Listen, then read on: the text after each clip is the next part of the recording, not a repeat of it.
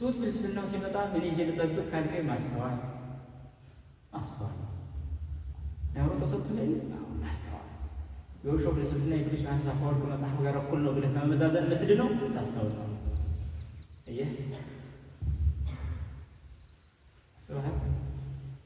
ለዘር የሚሞተውን ከቅዱስ ጊዮርጊስ ጋር እኩል ነው ብሎ ሲሰብክ የምትድነው ማስተዋል ሲል ማስተዋል የትኛውንም መጽሐፍ ብታነብ ማስተዋል በአንተ ውስጥ ካለ ትበላሽ። እዚህ ለምን ይታጠራል? ከፍተኛ ትምህርት ተቋማት ተማሪዎች እንደሆናችሁ መጠን ደግሞ ብዙ ፍልስፍና ይነገራቸዋል። እነ ዳዊት ፍልስፍና በሙሉ ማለት ነው ይመጣል። ግን የሚባል ፈላስፋ ደግሞ እንደዚህ ብሎ ያጠና በቃ ያጠና ምን አገባን ማስተዋል ከቻለ የፈለገውን ያጠና ሁሉም ነገር አስገኝ ካለው እግዚአብሔር ማስገኛለሁ ማለት ነው ብሎ የሚፈለስፍ ፈላስፋ ምን ያህል እንደወደቀ ማስተዋል ነው። ለፈጣሪ ሊሰጥ የሚታገል ሞኝ አይምሮ ያንተን አይምሮ ሊጎዳ አይገባም። እግዚአብሔር በፈጠረልህ አይምሮ የፈጠረልህ እግዚአብሔርን የምታመልክበትን ሕግ ማለት ነው ማስተዋል።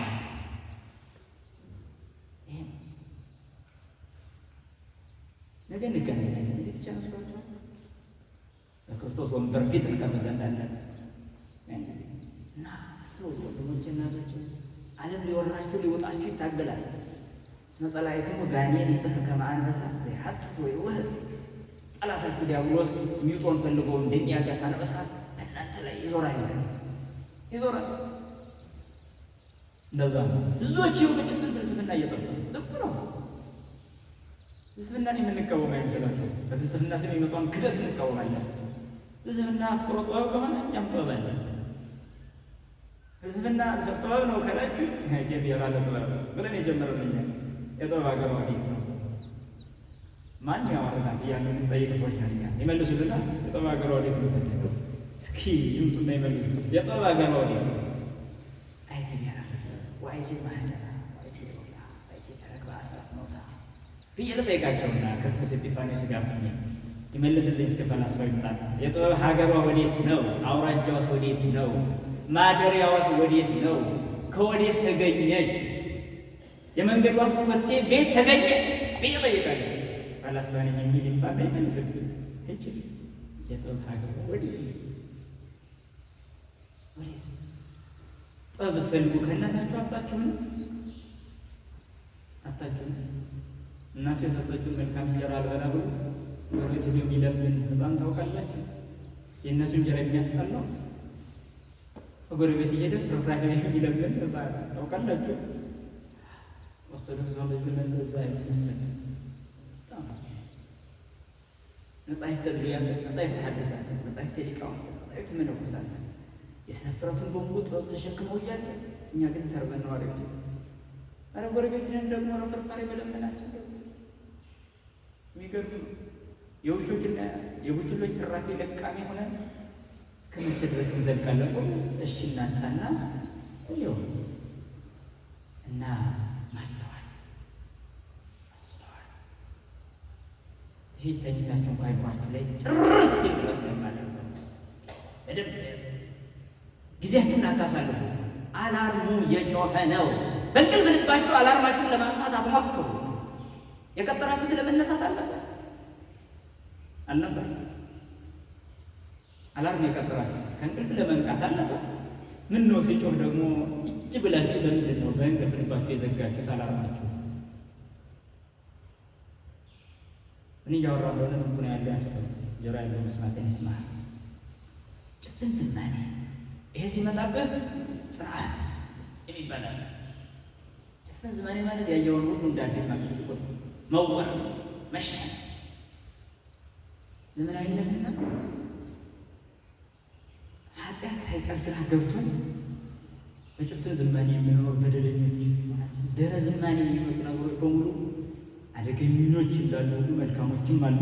መልካሞችን ይዞ መጥፎችን ያለመቀበል ኃይል የሚኖረን ማጽናት ሲኖረን ነው። በእምነታችን የበሌለበት አለዚያ የሳፋ ወለል በሚሆነው ጭፍን ዝማኔ ትውልድን የማራቅ ከመሆኑ የተነሳ በነገራችን ላይ ጭፍን ዝማኔ የሚባል ደግሞ ክደትን ራሷ አንዳንዱ ዓለማዊ ሲሆን የካዳ ይመስላል፣ ወይ ፕሮቴስታንት ወይ እስላም ሲሆን የካዳ ይመስላል። ዓለማዊ ሲሆንበት ክዳን እኮ ምክንያቱም ዓለም ያንተ ነው ማለት ነው፣ ፈጣሪ እንደሆነ ይሰማሃል። ዓለማዊነቱ ዘማኔው አንተ ውስጥ ትልቅ ቦታ ይኖረዋል ከእግዚአብሔር በላይ በዚህ ሰዓት ግን እና ጽናት ቤተክርስቲያን ጽናት ትልቅ ቦታ ነው። ክፉ ልማድ ሲመጣብኝ የምላለ በጣም ክፉ ልማድ አለብኝ ብሎ የሚጠየቅ ወጣት ክፉ ልማድ ማለት ነው በአይምሯችን ውስጥ ለአንድ ጊዜ ይጀምርና ከዚያ በኋላ አይምሯችን በለመደው መንገድ የመጓዝ ስሜቱ ሰፊ ስለሆነ አይምሯችን በኃጢአት የመማረክ ዝንባሌ ያሳያል። አይምሮ የልማድ ባሪያ ነው። ወደዳችሁ ጠላችሁ፣ ሕፃንና አይምሮ ተመሳሳይ ናቸው። በለመዱት ነው የሚጓዙት። ለአይምሯችን ጥቂት አሉታዊ ሀሳብ ከሰጠነው ይቀበላል። ከዛ በኋላ ይለምደዋል። ከዛ እሱ ለተዋለው ብለህ እንኳን ብዙ ውጣ ውረድ እንኳ ብትፈጽም አይምሮ በለመደው የመጓዝ ስሜት አደገኛ ነው። ስለዚህ ነው አይምሮ መጠበቅ አለበት። የልማድ ባሪያ ሐዋርያው ቅዱስ ጴጥሮስ ሰው ለተሸነፈለት ሁሉ ባሪያ ነው፣ ለተሸነፈለት ሁሉ ባሪያ። ክብር ይግባውና መድኃኒታችን ኢየሱስ ክርስቶስ በዮሐንስ ወንጌል ምዕራፍ 8 ላይ ሁሉ ዘይገብራ ለኃጢአት ገብራ ወቱ ለኃጢአት፣ ኃጢአትን የሚያደርጋት ሁሉ የኃጢአት ባሪያ ነው አለ። ወገብርኒ ኢይነብር ውስተ ቤት ለዘላለሙ፣ ባሪያ ደግሞ ቤት ውስጥ ለዘላለም አይኖርም ማለት ቤት ውስጥ ለዘላለም አይኖርም። ባሪያ አሁን ቅጥር ጊዜው እስኪፈጸም ድረስ ከዛ በኋላ ይወጣል። አየህ ኃጢአት የሚሰራት ሁሉ ባሪያ ነው ከተባለ የኃጢአት ባሪያ በቤት ውስጥ መኖር አይችልም፣ ይከብዳል። ለዛ ነው ክፉ ልማድ። ይሄን እንዴት ላስወግድ ታዲያ የሚለኝ ሰው ካለ ተጋደሉ መድኃኒት። ይሄ ክፉ ልማድ ሲያስቸግር አይምሮህን እየወጠረ ካስቸገረ በተጋደሉ ክርስቲያን ተጋድሏዊ ነው። ሲጀመር እንብላ እንጠጣ ነገር ሞታለን የሚሉ ሰዎች አያስቷል። በቃ ኢየሱስ ሞቶልኛል፣ እንደዚህ ሆኖልኛል፣ እንደዚህ ሆኖልኛል ብሎ የሚቀሉ ሰዎች አያስቷል። ሃይማኖት ያለ ምግባር የሚያድን የሚመስለው ሞኝ ካለ የክርስቶስን ሙሉ ትምህርት ዜሮ ማድረግ ነው። እመኑ ብቻ አይደለም ያለው መልካም እንሰራም ነው የነገረን። ለዛ ነው ምግባር የሌለው ሃይማኖት የሞተ ነው ያሉት ሐዋርያት አባቶቻችን። ከሐዋርያት እንበልጣለን። ሐዋርያው ቅዱስ ጳውሎስ እንዲህ ስላላስተማረ በስመ በብዙ ሆና አለውልን በዓለ መንግሥት ወደ እግዚአብሔር መንግሥት በብዙ ጭንቅ ልንገባ ይገባላል። በብዙ ጭንቅ ማለት ነው ሥጋዊ ፍላጎትን ቆርጠህ በመጣል ማለት ነው። ሌላው ባለ አየህ አድርግ የሚልን ሁሉ ባለማድረግ፣ አታድርግ የሚልን ሁሉ በማድረግ ነው ጭንቅ ይመጣል። ተጋድሎ ማለት ነው።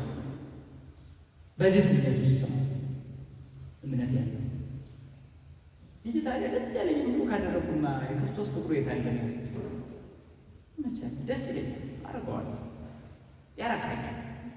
እንደዛ ብሎ እኮ ከዚህ ላይ አየህ ሰማይን ለጉም፣ ያለ ጊዜው ዝናብ አዝኑ፣ ፀሐይን አቁሙ፣ ባህር ክፈሉ፣ የአናብስትን አፍ ዝጉ፣ እሳቱን አጥፉ፣ ተራሮችን አብልሱ ትበል። ከዛ ንስሐ ግቡ፣ ራሳችሁን ጠብቁ። ከዛ ትልታለ ፀሐይ ያለቆመ አይድንም ቢባል ኖሮ ይከብዳል። ባህር ያልከፈለ አይጸድቅም ተብሎ ቢሆን ኖሮ ይከብዳል። እውነት ነው። አየህ ጊዜን ወደኋላ መልሱ ተብለን እንደ ሕዝቅያስ ካላደረግን ብንል ኖሮ ከብዳል። አሁን ግን ከተንኮለኞች ራስን ጠበቅ ነው የተባለ። ሌላ ምን ከባድ ፀሐይ ማቆም ድንቅ አይመስልም፣ ባህር መክፈል ድንቅ አይመስልም፣ ዝናብ ያለ ጊዜው ማዝነብ፣ ሰማይ መለጎም፣ እነዚህ ሁሉ ድንቅ አይደሉም። ለምን ቁጥራን ናቸው። ድንቅስ በላይ ሥጋና ደም መቀበል። እኒህን ሁሉ የፈጠረው በአንተ ልብ ውስጥ እንዲያደርግ ስትጋብዘው ፀሐይን የፈጠረው በአንተ ውስጥ ይሆናል። ኢያሱ ፀሐይ አቆመ እንጂ ሥጋና ደም አልተቀበለም። ሙሴ ባህር ከፈለ እንጂ ሥጋውና ደሙን አልተቀበለም። ይግረም እኛ ደግሞ የምንችላችን ተጋድሎ በማድረግ ሥጋና ደሙን እንቀበል። አስባችኋል? ነቢያት ያላገኙት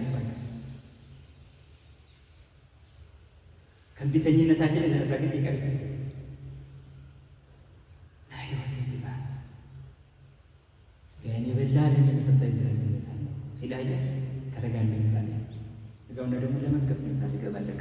ትይዛለህ። አየህ፣ ልማድህን ለማሸነፍ ሁሌም በተዘክሮ መስቀል ትኖራለህ። ተጋድሎ ይባላል።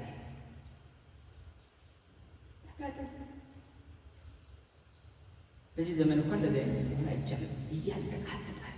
ይቻላል፣ የመሆን ነው ይቻላል። በእምነት የበረቱ እህቶች አይቻልም ባይ በዚህም ዘመን በጣም ጠንካራ ወንዶችም አይቻልም ባይ በዚህም ዘመን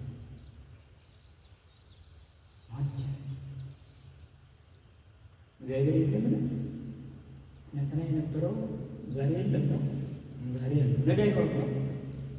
እግዚአብሔር እንደሚያልፍ አድርጋችሁ ትቆጥሩት ይሆናል። አንተ ዘቀዳሚ ወአንተ ዘየዚ፣ የቀደመው አንተ ነህ፣ አሁን የለህም አንተ ነህ። አለሙ ሰለስት በግዳጅ አንተ ዘሐዋርያ ወአንተ ዘነቢይ፣ በሐዋርያት ጊዜም የነበርክ የሐዋርያቱ ጌታ አንተ ነህ፣ በእኛ ጊዜም ያለህ የእኛ ጌታ አንተ ነህ አለሙ። አየህ፣ በልቡ ውስጥ እግዚአብሔር ሆይ የፈጠርከኝና በአምሳሌ ያስገኘኝ አንተ ነህ፣ ከዛስ አሁንም ከኔ ጋር ሆነ ብለህ ተነሳ ማለት ነው። ሀሳብ ሁሉ እግዚአብሔርን ለማስደሰት በዘመናዊ ሰቃይ በቃ። ስለዚህ ለእግዚአብሔር ክብር አለው። እሱ እውቀት ገንዘብ አለ በቃ እግዚአብሔር ሁሉንም ለእግዚአብሔር ክብር አድርጉት ይላል ሐዋርያው ቅዱስ ጳውሎስ። ይህ ሰዓት ተጋድሎ በአንተ ውስጥ ለማንም እየቀረ እኔነትን በምን እዋጋለሁ? በኦርቶዶክሳዊ ጠቀልላ ኦርቶዶክሳዊ ስናለ ቸዋል ፍቅረ ነዋይ ከእግዚአብሔር ፍቅር በላይ የሚያገለግል የገንዘብ ፍቅር በልብ ውስጥ ሲተካል ነው የሚታወቀው።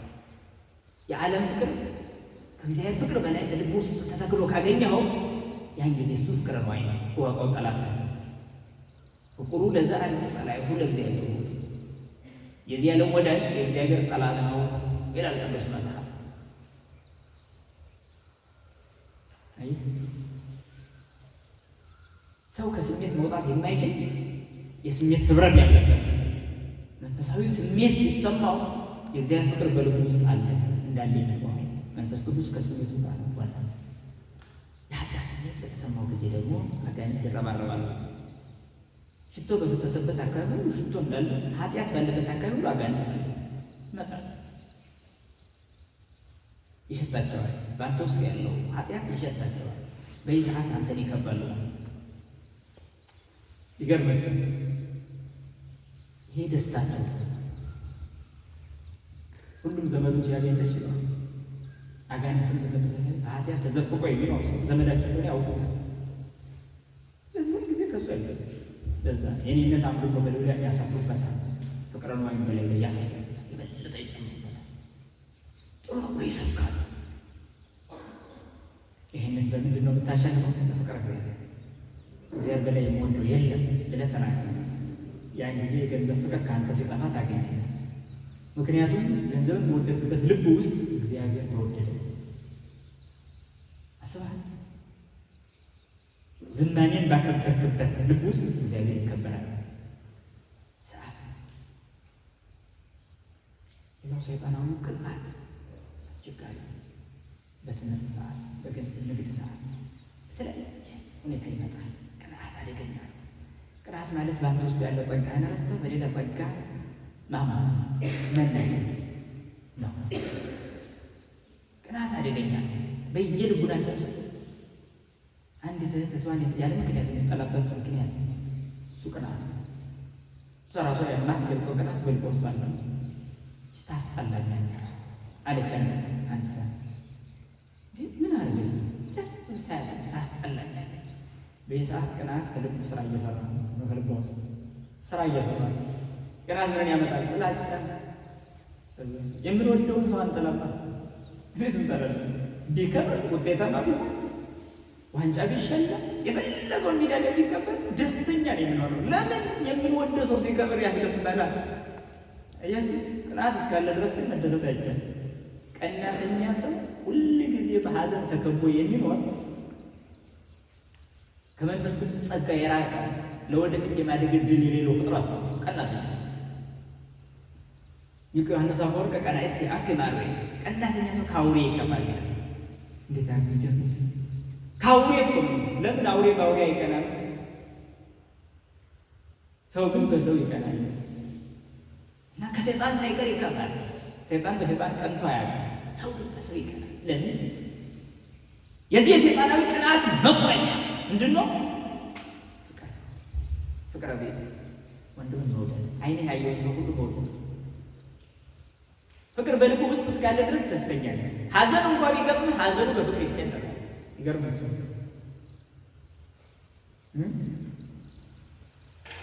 ለዛም ወአስተሐፍሮሙ ለሐማያን በፍቅርከ ሐሜተኞችን በፍቅር አሳፍራቸው ይላል።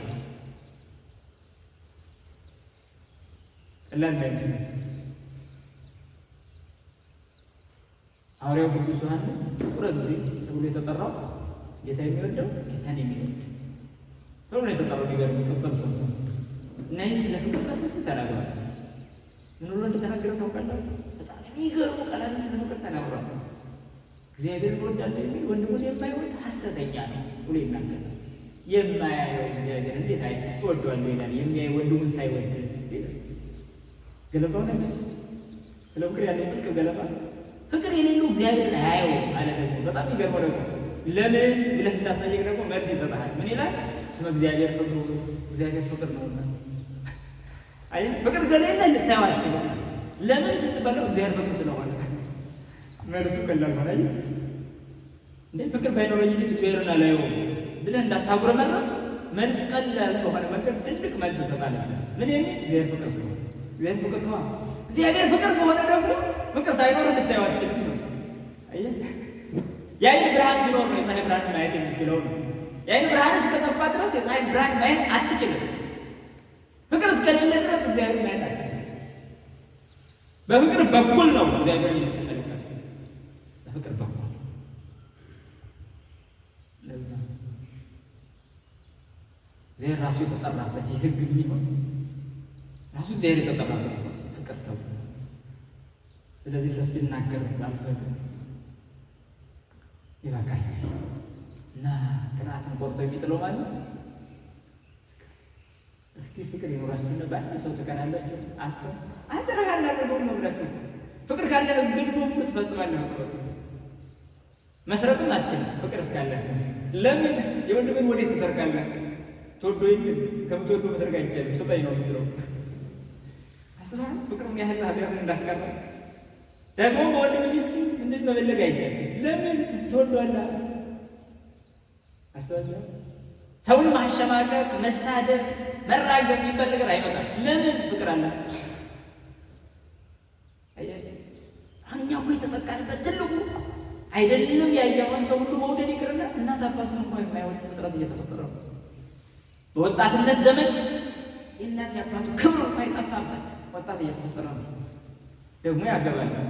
እናት አባቱን የማይወድ ሰው አግብቶ ሊሆን የሚገድሉ ልጆች ይወልዳል። እናት አባቱ ክብር እስከ ዩኒቨርሲቲ ድረስ አድርሶ ወላጅ ፍቅር እንኳን ያገኘ ከልጆቹ እጅግሩ ሻክሮ የልጁን እጅና እግር እያለመለመ ኖሮ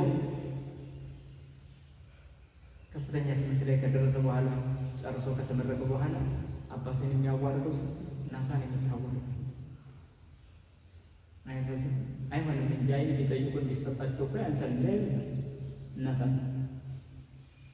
አይጠይቁም እንጂ እነሱ አይን አስፈለገን ቢሉ እኮ በቃ ቶሎ ሊሰጡ የሚገቡ ሰዎች ናቸው። እናታ ኢትርሳ ሕማማ ለእምነከ የእናትህን ምጥ አትርሳ ያለው ቅዱስ ጠበኛው ሲያ የእናትህን ምጥ አትርሳ። ምን ማለት ነው? ወደኋላ ሂድ ነው። ተመልከት አሁን እንደሆንክ አይደለህም ነው። ትናንትና ምን ነበር? ምንም